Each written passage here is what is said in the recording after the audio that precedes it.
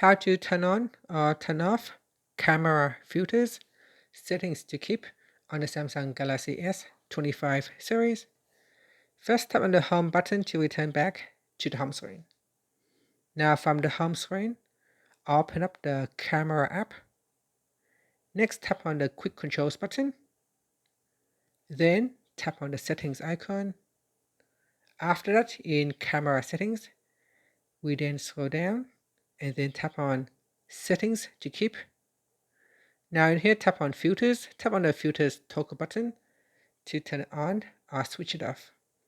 Here, say keep the filters you have applied to each mode instead of removing them when you close camera.